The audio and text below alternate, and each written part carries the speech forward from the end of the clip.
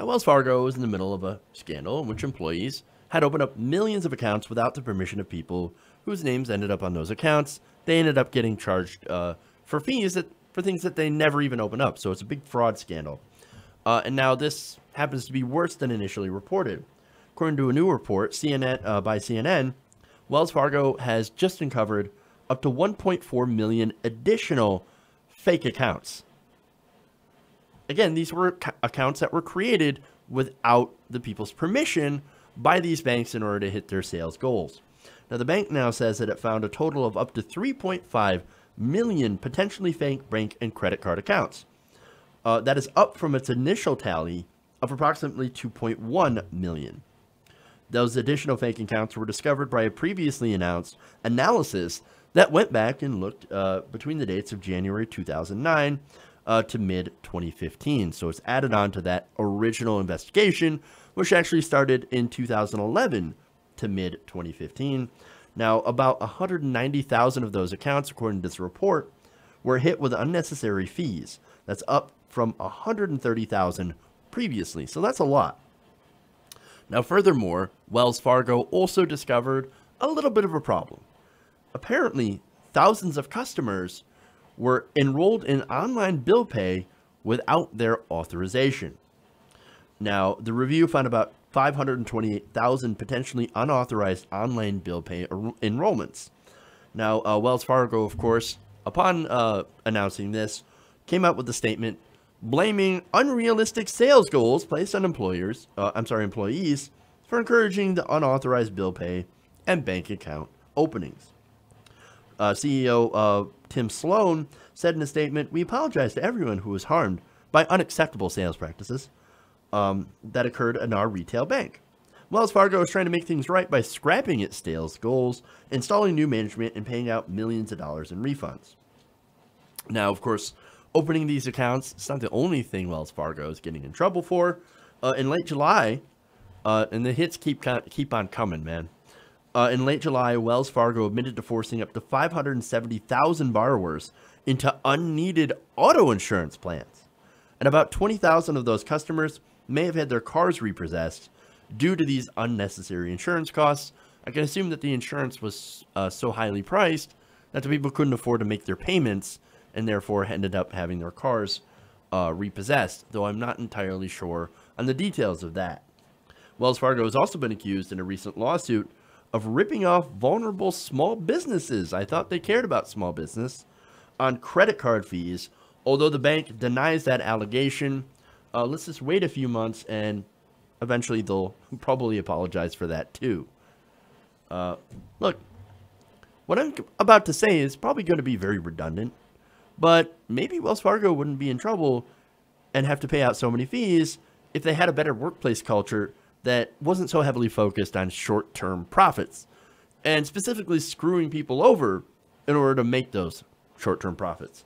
Look, corporate culture, it starts at the top, okay? And what it does is that it creates incredible pressure on middle management and the people on the floor in order to make sales, right? So, but who creates that corporate culture? Ultimately, it flows from the top on down.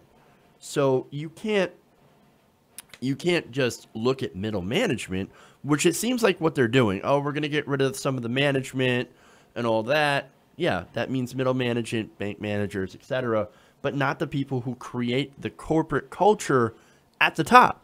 So what you're doing is that you're not going to change anything, right? You're not going to fix anything by just swapping people out and having that same culture. And look, changing the sales goals, it's not a bad idea. They should do that anyway. But again, you've got to change that culture. But of course, why do that when their penalties are essentially a slap on the wrist? Now, it's been reported that they're paying just over a few $100 million in damages. In fact, they just settled a $142 million class action settlement to cover some fake accounts that they were previously caught on back in 2002. That's unrelated to this case. They just settled on that one. And then the new case came out, okay? Now, Wells Fargo has agreed to pay $6.1 million to refund customers for these unauthorized bank and credit card accounts and has actually also promised to pay about $910,000 to refund customers for those improper online bill pay enrollments. Now, do you think that's going to have an impact? Not necessarily. That's just a few $1,000,000. Now, when it comes to people like us, we think, oh my God, $6 million, holy crap. $910,000, that's so much money. Well, to us, yes. But to Wells Fargo, let me give you some numbers here, right? In one quarter of 2016, Wells Fargo made $5.6 billion in profit. That's just profit. Do you think those fines are going to do a damn thing?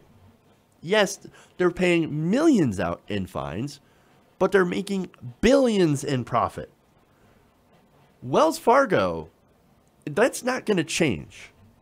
None of these banks will actually change unless there are fines big enough to put you out of business.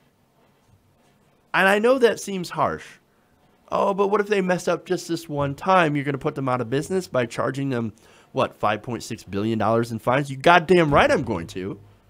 If I had it my way, yes, you systematically rip off the customer, the consumer, and then yes, you deserve to be put out of business. Right now, what we're doing is we're under punishing. Okay? Like, we're giving people little tiny slaps on the wrist, and they go on, and look, they set money aside from their enormous profit margins to take care of these lawsuits and to take care of these fees and fines, and then they go on and they continue doing what they're doing, screwing people over, ripping people off, and then collecting billions and billions of dollars in profit. We've got to change that system. Either we need to make the fines big enough to actually make an enormous impact on their profit margins, or we need to start throwing people in jail. Again, I know that seems harsh. Iceland did it. And look at that.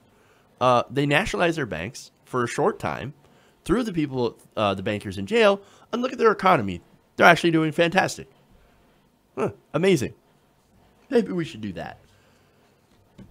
But look, under Trump and the current Democrats, who also get lots of, billions or millions of dollars in campaign contributions from the banks, I don't necessarily see that happening.